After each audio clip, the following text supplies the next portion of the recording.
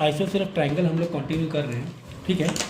तो आपको फिगर दिया होगा, जैसे मैंने कहा कि आइसोसेलेस ट्राइंगल में दिमाग में 90% तो मेंटल मैथ होती है, आप मतलब नज़रों से हल कर लोगे, ठीक है। अब ये थोड़ा सा लिखने के तरीके में आपको लिखना चाहिए, रीजनिंग देना है कि यहाँ पे एंगल ऐसा क्यों है, यहाँ पे एंगल ऐसा क्यों है।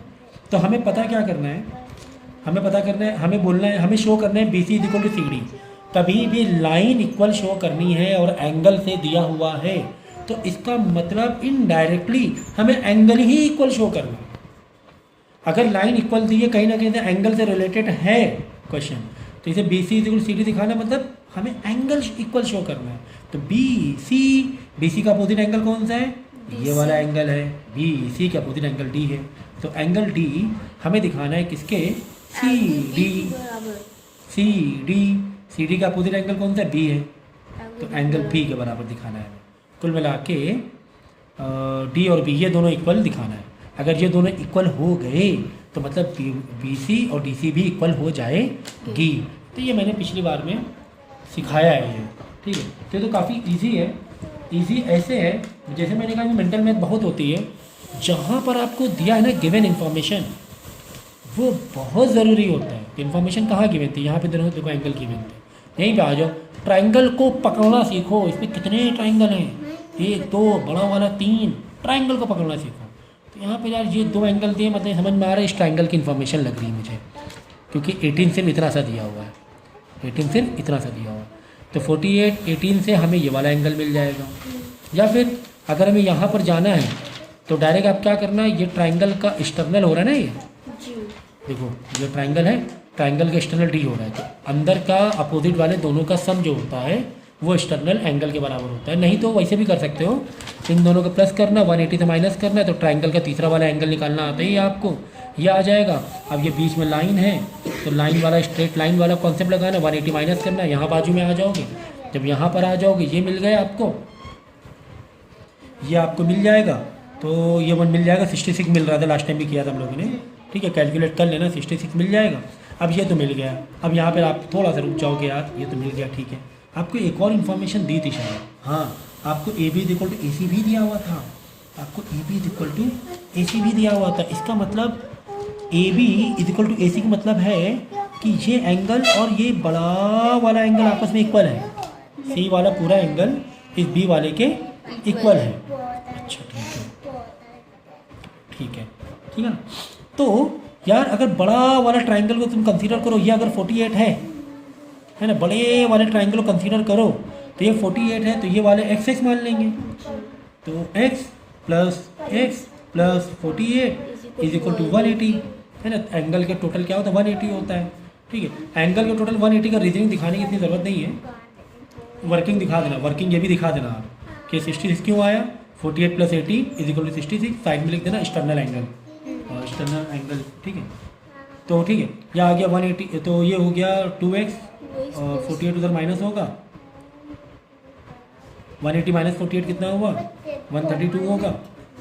फिर x आके इधर डिवाइड हो जाएगा, और सॉरी 2 आके डिवाइड हो जाएगा, ये आ जाएगा 66, पूरा ये 66 आ गया, ये पूरा 66 आ गया पूरा, क्योंकि बड़े वाले ट्राइंगल को कंसीडर कर रहे हैं। जब ये पूरा 66 आ गया और बड़े वाले ट्राइंगल में AB और AC इक्वल, तो ये 66 तो ये भी 66, खेल खत्म, खेल खत्म। हमें यही तो शो करना था कि एंगल D और एंगल B बराबर, देखो 66 आ गया।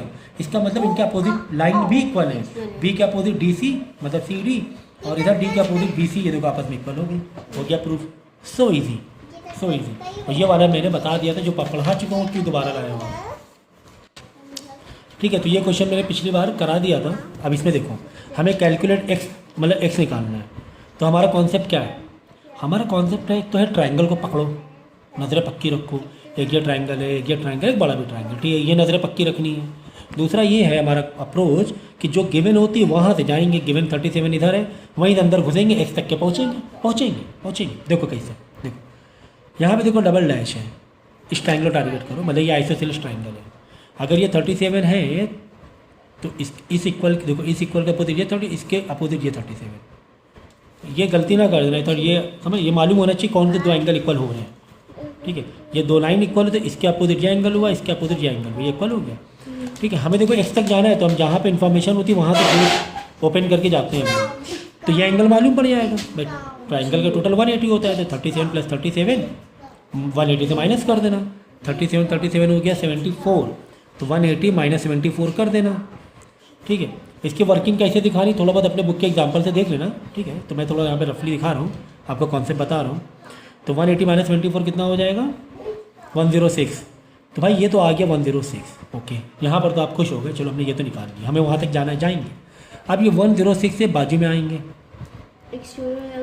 बाजू में। हाँ, स्टीरियर वाला भी कॉन्सेप्ट लगा सकते हैं, वरना बाजू में आ जाओ। बाजू में आएंगे तो स्ट्रेट लाइन का टोटल क्या होता है 180 होता है। अगर ये 106 है तो 180 से माइनस करो तो ये आ जाएगा वापस 74, ये 74 है। ठीक है, अब यहाँ पे ध्यान दो कि ये लाइन और ये लाइन क्या है, आपस में इक्वल है। इसका मतलब ये x है तो ये भी कितना होगा x ही होगा। देखो इसके अपोजिट है। अब ये वाला ट्राइंगल में आ जाओ, ये वाला ट्राइंगल में आएंगे तो x plus 74 is equal to 180। यहाँ से x की वैल्यू निकाल लेना। ठीक है, आगे बात समझ। तो कितना इजी था, बहुत ज़्यादा इजी लग रहा है, मज़ा नहीं आ रही है, कुछ ज़्यादा ही इजी लग रहा है ना। बहुत ज़्यादा कुछ इजी तो मज़ा भी नहीं आती उतनी पढ़ने में। ठीक है, अभी आगे आएगी, आगे मज़ा आएगी। देखो यहाँ पे फाइंड एक्स करना है, तो मैंने क्या कहा था, अप्रोच पक्का रखना। अप्रोच क्या पक्का रखोगे, अप्रोच यह पक्का रखोगे। देखो कितने ट्राइंगल हैं, कौन से आइसोसेलेस हैं, ये सारी चीज़ें पक्की रखनी है। ठीक है, तो अब देखो यार यहाँ पर ये ट्राइंगल टारगेट किया है तो ये वाला आइसोसेलेस हो रहा है। ठीक है, फिर ये क्या, ये एक सिंगल डैश है, तो कुल मिला के ऐसे भी आइसोसेलेस है और ऐसे भी आइसोसेलेस है। ठीक है, तो हमने कहा था, हमने ये कहा था कि जो गिवन होता है उसको पकड़ते हैं। ठीक है, तो 42 गिवन था, जब ये 42 है तो ये भी कितना हो गया 42 हो गया। देखो ना, ये इसके इक्वल, ये इसके इक्वल। देखो यहाँ से दोनों लाइन आ रही है इक्वल। इक्वल लाइन कहाँ से स्टार्ट हो रही है वो देखो, एक पॉइंट देखो, सिंगल पॉइंट, यहाँ पे अलग अलग पॉइंट हो गए। ये कॉमन पॉइंट से आ रही है दो इक्वल लाइन, ये कॉमन पॉइंट। ये सबसे आसान होता है तरीका एंगल इक्वल वाला कि कहाँ पे इक्वल है। इन दोनों लाइन का कॉमन पॉइंट कहाँ पर, ये है, ये दोनों आके मिल रही है। यहीं से देखो ये आए, ये दोनों एंगल इक्वल, खत्म हो गई बात। ये 42 हमें यहाँ तक जाना है, जाएंगे, परेशान ना होना, जाएंगे। तो ये 42 आ गया तो बाजू वाला 180 से माइनस कर लेंगे तो बाजू वाला एंगल आ जाएगा, स्ट्रेट लाइन वाले कॉन्सेप्ट से। तो ये वाला हो जाएगा 138 हो जाएगा ना, 138 आ गया। अब देखिए 138 आ गया। अब इसमें देखो ये वाला ट्राइंगल में ये आइसोसेलेस है, मतलब यहाँ पर देखो कॉमन पॉइंट से लाइन आ रही है, ये कॉमन पॉइंट है, इक्वल लाइन इधर और इधर आई, यानी ये वाला भी x हो, x नहीं ले लो, अब की बार ले लो, चलो m ले लो, m। ये वाला भी m हो गया, ये वाला भी m हो गया। क्यों m ले लिया, क्योंकि बाहर x लगा था, कन्फ्यूज ना हो आप लोग, x पता नहीं। ठीक है, m हो गया, ये भी m हो गया, m हो गया। तो 138 है तो m plus 138 is equal to 180, 2m is equal to 180 minus कर देंगे 138 को तो 42 आ जाएगा। ठीक है ना, फिर 2 जाके डिवाइड कर देंगे, 2 डिवाइड कर देंगे तो आ जाएगा 21। तो ये भी आ गया 21, ये भी आ गया 21। ओके, अब देखो जरा ध्यान देखो, x तुम्हें चाहिए ना, x तुम्हें स्ट्रेट लाइन के बाजू वाला नहीं चाहिए, स्ट्रेट लाइन पूरी ये है। यहाँ पे कंफ्यूज मत हो, 180 से माइनस करा के x निकाल लो। देख लो, अब की बार स्ट्रेट लाइन में 3 एंगल में डिवाइड है, स्ट्रेट लाइन 3 एंगल में डिवाइड है। देख लो ध्यान से देखो जरा, नहीं दिख रहा क्लोजअप, ये देखो क्लोजअप देख लो, ये देखो 3 एंगल में, ये स्ट्रेट लाइन है, इधर x, इधर m, इधर कुछ और भी है। तो वो मत कर देना सर ये 21 मिल गया तो 180 से माइनस करो तो बाजू वाला आ जाएगा, नहीं। यहाँ पे देखो 2 ही एंगल डिवाइड थे, यहाँ पे 3 एंगल डिवाइड हो रहे, मतलब तीनों का प्लस 180 होगा। तो इसको मान लो,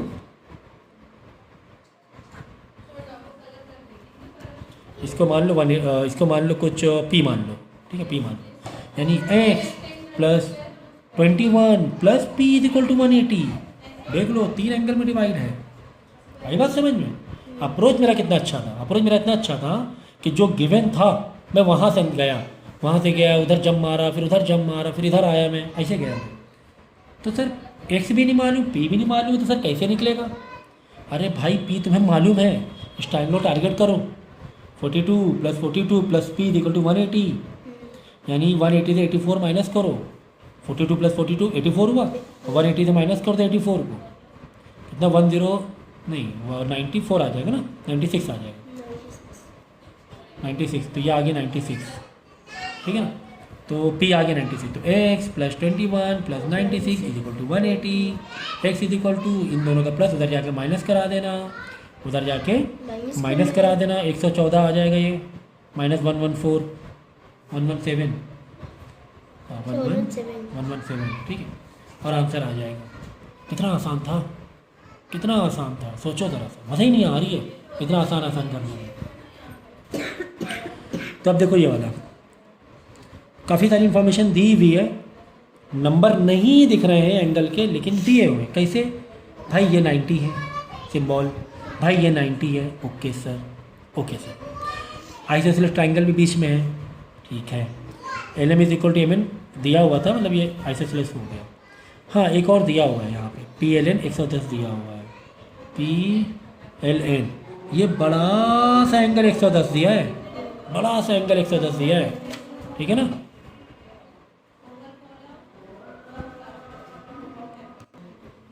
ठीक है, चलो, तो जैसे कि मैंने कहा था कि जहाँ पर तुम्हारी इन्फॉर्मेशन गिवन है वहाँ से अंदर जाएंगे। चलो चलते हैं अंदर। 110 गिवन है, क्या 110 से कुछ फिगर मिल रहा है क्या? हाँ मिल तो रहा है सर, ये ऐसे दिया हुआ ना, ट्राइंगल तो नहीं मिल रहा है सर, लेकिन हाँ एक ये मिल रहा है, क्वाड्रिलेटरल मिल रहा है, ऐसा मुझे लग रहा है। देखो ये आया, ये आया, ये आया, हाँ क्वाड्रिलेटरल है ये, ठीक है ना। तो क्वाड्रिलेटरल, जिस तरह ट्राइंगल के सारे एंगल का टोटल 180 होता है, इसी तरह क्वाड्रिलेटरल के सारे एंगल का टोटल 360 होता है। ये भी नहीं पता क्या? बहुत बेसिक नॉलेज है, तो क्लास 5th 6th की मैथ है, ठीक है ना। तो ये देखो, ये क्वाड्रिलेटरल दिख रहा है, क्वाड्रिलेटरल क्या है? क्वाड्रिलेटरल PLNQ ना, PLNQ में 90, ये वाला 90 है, ये सिंबल 90 का है, प्लस 90, ये भी 90 है, प्लस दिस, सर ये हमें नहीं पता, सर हमें नहीं पता है, तो प्लस x ले लो, यहाँ पर चलो x ले लो, प्लस x प्लस L कितना है? 110 है, 110 is equal to 360 degree. Quadrilateral 4 angle total 360 होता है, चाहे कैसा भी क्वाड्रिलेटरल होना चाहिए। क्वाड्रिलेटरल मतलब 4 साइड वाला फिगर, 4 एंगल वाला फिगर, चाहे वो पैरेललोग्राम हो ना हो, रेक्टेंगल हो ना, 4 का फिगर होना चाहिए। तो x इज इक्वल टू 180, 360, 290, तो x इज इक्वल टू कितना आ गया? x is equal to 130, 70 आ गया, 360 है या 290 है, 70 आ गया, तो ये तो मिल गया 70। चलो ठीक है ना, ये 70 मिल गया। तो देखो अप्रोच कितना अच्छा था, अप्रोच समझो ज़रा सा कि कहाँ 110 कहाँ 110, ट्राइंगल कर रहे थे, देखो क्वाड्रिलेटरल में आके फंस गए। अप्रोच समझो कितना प्यारा था कि जहाँ पे गिवन होता है उसको टारगेट किया जाता है। तो ये 110 गिवन था, तो मैंने टारगेट किया यार 110 से ट्राइंगल जैसा तो कुछ दिख ही नहीं रहा है, इस 110 से ट्राइंगल जैसा तो कुछ दिख ही नहीं रहा, कोई बात नहीं, क्वाड्रिलेटरल दिख रहा था, क्वाड्रिलेटरल मार दिया हमने, ठीक है। अब आ जाए 70 आ गया। अच्छा क्या 70 जो आया है ये क्या ये ट्राइंगल का पार्ट नहीं है? क्या खेल हो रहा है, क्या ज़बरदस्त खेल हो रहा है ना। हाँ सर ये ट्राइंगल का पार्ट है और ये आइसोसेलेस है, अगर ये 70 तो सर ये भी 70 होगा। खत्म हो गया खेल तुम्हारा। तुम्हें निकालना क्या था बाय द वे? तुम्हें निकालना था LMN निकालना था ना, LMN 70 तो आ ही गया, और MLN से निकालना था, MLN ये निकालना, ये भी निकल गया। कैसे? 70 है, 70 से 140 है, 180 से माइनस करो 40 आ जाएगा ट्राइंगल का टोटल। मतलब समझ गया ना, तो कितना आसान सा। पैसे ये पूछ लेता तो भी निकाल लेते, ये पूछ लेता ये भी निकाल लेते, सब निकाल लेते हैं, सब कुछ निकाल लेते हैं। ये पूछा जाता ये भी निकाल लेते, है ना। नेक्स्ट। सो अभी भी मज़ा नहीं आ रही, क्यों? अभी बहुत ईजी लग रहा है, अभी मज़ा नहीं आ रही है। चलो देखते हैं, देखेंगे अगला question. In the triangle ABC BD bisect angle B, मतलब बाइसेक्ट मतलब ये और ये बराबर हो गए, तो ये पता बाइसेक्ट होना मतलब एंगल बराबर होना। अगर ये x मान ले तो ये भी x होगा, पहली बात तो समझ लेना। चलो अच्छा ठीक है, इसमें मज़ा आएगी। So BD bisect angle B and is perpendicular to AC, ये AC पर ये 90 है, परपेंडिकुलर मतलब 90 डिग्री है AC पर। चलो ये भी ठीक है, मतलब 90 ठीक है। चलो ठीक है। If the length of the triangle are expressed in the terms of x and y, एक काम, इसको x मत लो, इसको ले लो तुम p ले लो, कुछ और ही सिंबल ले लो, p एंड p ले लो, है ना, नहीं तो x में कन्फ्यूज हो जाओगे। So in the figure value of x and y पता करना है। देखो जब मैंने क्या कहा था, मैंने ये कहा था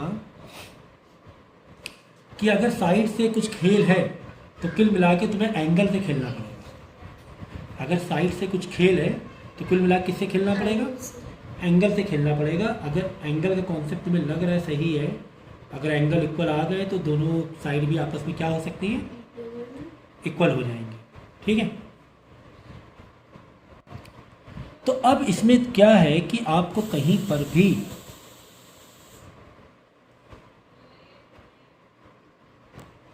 ठीक है, तो यहाँ पर हमें एंगल कहीं ना कहीं से आपको कहीं पर भी उस तरह आइसोसेलेस का बताया नहीं गया है। और साइड का तुम्हें साइड निकालनी है, एक्स वाई निकालना, मतलब कुल मिला के साइड निकालनी है। साइड निकालने के लिए एंगल अगर मालूम है कि आइसोसेलेस है तो कहीं ना कहीं कुछ तो इक्वेट करा सकते हैं कि दिस इक्वल टू दिस। अगर मालूम पड़ जाए कि बी इक्वल टू AC है तो हम लोग कहीं ना कहीं 3x + 1 is equal to 5y - 2 कर सकते हैं, या फिर तीनों क्या है, इक्विलेटरल है, तो कुछ तो हम लोग कर सकते हैं। अगर एक कहीं से भी हिंट मिल जाए, किसकी हिंट मिल जाए कि ये क्या है, आइसोसेलेस है, तो आइसोसेलेस के लिए आइसोसेलेस मतलब AB = AC, ये ऐसे अप्रोच होते हैं इस टाइप के क्वेश्चन में। ठीक है। तो अगर हम ये दो ट्राइंगल को आपस में, इन दो ट्राइंगल को आपस में क्या दिखा दें, आइसोसेलेस दिखा दें, सॉरी कॉन्ग्रुएंसी दिखा दें। क्या दिखा दें आपस में? कॉन्ग्रुएंसी दिखा दें तो काम बन जाएगा हमारा। तो क्या करें यहाँ पे, ट्राइंगल ABD एंड ट्राइंगल देखो ABD CBD, कॉन्ग्रुएंसी आपको मालूम होनी चाहिए, ये हम लोग क्लास 7 से करते हुए आ रहे हैं। ठीक है ना। ABD CBD में अगर दोनों कॉन्ग्रुएंट हैं तो बच्ची कुछ चीज़ें इक्वल हो सकती हैं। ठीक है।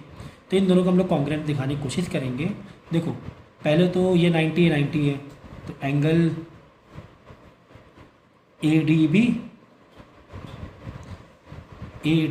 इक्वल है एंगल CDB के, क्योंकि 90 गिवन है। क्या है? गिवन है, तो गिवन है। BD दोनों के लिए कॉमन है, BD = BD, ये दोनों के लिए ही कॉमन था। तीसरा वाला इधर से P, इधर से P इक्वल था, तो एंगल क्योंकि बाइसेक्ट कर रहा था ना, एंगल ABD इक्वल है CBD के। तीन चीज़ दिखा दी हमने, तीन चीज़ दिखा दिया, मतलब कॉन्ग्रुएंसी हो गया। कॉन्ग्रुएंसी का देखो अगर वो डिटेल में चाहिए तो आप मेरे पुराने लेक्चर्स देखना पड़ेगा आपको। ये कॉन्ग्रुएंसी प्रूव हो गई। कॉन्ग्रुएंसी प्रूव हो जाती है तो हमें क्या फ़ायदा मिलता है? हमें सर फ़ायदा ये मिलता है कि बची कुछ चीज़ें भी इक्वल हो जाती हैं। तो बची कुछ चीज़ें क्या, इधर से एंगल साइड AB दिखा दो इक्वल, देखो साइड AB इक्वल दिखा दो, यहाँ से देखो AB दिखा दो, यहाँ पे CB, साइड CB इक्वल हो गई, देखो AB CB इक्वल हो गया। इसका मतलब इनकी लेंथ आपस में इक्वल हो गई, मतलब 3x + 1 इक्वल हो गया 5y - 2 के। हाँ, ये दोनों क्या हो गए? इक्वल हो गए। इसका मतलब ये वाला एंगल भी इक्वल हो गए। ठीक है ना। तो फिलहाल तो हमें x और y की वैल्यू निकालना है, मतलब साइड की ही वैल्यू निकालनी है। ठीक है। तो ये तो हमने इक्वल दिखा दिया। ठीक है। तो एक तो ये आ गया। दूसरी कहानी देखो, दूसरी कहानी एक और बहुत इंपॉर्टेंट। दूसरी कहानी ये है बेसिक नॉलेज की। देखो AB = BC हो गया, आइसोसेलेस ट्राइंगल हो गया। आइसोसेलेस ट्राइंगल में जब हम एक वर्टेक्स से अपोजिट यानी बेस पर, बेस आइसोसेलेस बेस क्या होता है मालूम है? जो साइड इक्वल नहीं है, मतलब ये दो साइड इक्वल हो गई तो ये हो गया बेस। ये दो साइड इक्वल हो गई तो बेस क्या हुआ? तीसरी वाली साइड। जब तीसरी साइड में परपेंडिकुलर मारते हैं तो ये आधा आधा डिवाइड कर जाता है। हाँ, ये बस सच है, मीडियन होता है। जो BD जो परपेंडिकुलर एक्चुअली मीडियन है, मतलब कि AD = DC भी है। एक तरफ ये भी चल रही कहानी, AD = DC इक्वल है, इसका मतलब x + 1 = y + 2 है। ये यहाँ से आ गया। अब क्या आपको साइमल्टेनियस सिखाना पड़ेगा? क्या आपको साइमल्टेनियस इक्वेशन दिखानी पड़ेगी, है ना? एलिमिनेशन मेथड ये सब तो बस किया ही है, शुरुआत में ही किया हुआ है। एलिमिनेशन मेथड, सब्स्टिट्यूशन मेथड, जैसा चाहे वैसे कर लो। एलिमिनेशन कर लें क्या, सबको इधर ले आओ। 3x minus 5y plus 1 plus 2 is equal to 0। 3x minus 5y plus 3 is equal to 0। एक तो ये इक्वेशन हो गई, सबको इधर ले आओ। x माइनस वाई प्लस 1 है, इधर आके माइनस 2 होगा तो प्लस 1 माइनस 2 माइनस का 1 इज इक्वल टू 0। एक ये हो गया। इन दोनों का आपस में क्या करो, एलिमिनेशन मार लो, या सब्स्टिट्यूशन चाहिए सब्स्टिट्यूशन भी कर सकते हो। सब्स्टिट्यूशन कर लो। चलो क्या करो, यहाँ पे x की वैल्यू निकालना। x की वैल्यू क्या आएगी, y प्लस 1 हो जाएगी ना, सबको उधर भेज देंगे। ठीक है, सब्स्टिट्यूशन मेथड में बताना। यहाँ पे क्या करो, x की जगह क्या डाल दो, y प्लस 1 ऐसे। पूरे इक्वेशन में क्या बचा, सिर्फ y बचा, तो y तो निकाल ही लोगे ना। y निकाल लेना, y का जो भी आंसर आए यहाँ पे y डाल देना, x का आंसर आ जाएगा, x और y आ गया। अब ये कहानी तो किसकी हो गई, सब वाले सब साइमल्टेनियस इक्वेशन हो गया है। ये तुम्हें आना चाहिए, नहीं आता तो लेक्चर देख के तो पक्का करो। ठीक है, ये कॉन्सेप्ट मैंने बता दिया। कैसे बताया, दोनों की कॉन्ग्रुएंसी आ गई थी। कॉन्ग्रुएंसी से दो साइड को हमने इक्वल किया, ये दो साइड इक्वल हो गया तो ये मीडियन भी हो गया क्योंकि 90 मारा था, तो ये दोनों साइड भी इक्वल हो गया। इधर दोनों साइड से एक अलग इक्वेशन बन गई, इधर दोनों साइड इक्वल होने से अलग इक्वेशन बन गई, दोनों में आ गया साइमल्टेनियस और आंसर अपने x y निकाल दिया। ठीक है, अगला क्वेश्चन देखो। अगला क्वेश्चन है A E parallel to B D दिया हुआ है और A C parallel to E D दिया हुआ। पैरेलल है तो पैरेलल मतलब ऐसे ही नहीं पढ़ के छोड़ दिया। पैरेलल है तो पैरेलल वाली सारी प्रॉपर्टीज दिलो दिमाग में आ जानी चाहिए। ठीक है, तो A E parallel to B D है, ये इसके पैरेलल है और ये इसके पैरेलल है, ए सी ई डी के पैरेलल है।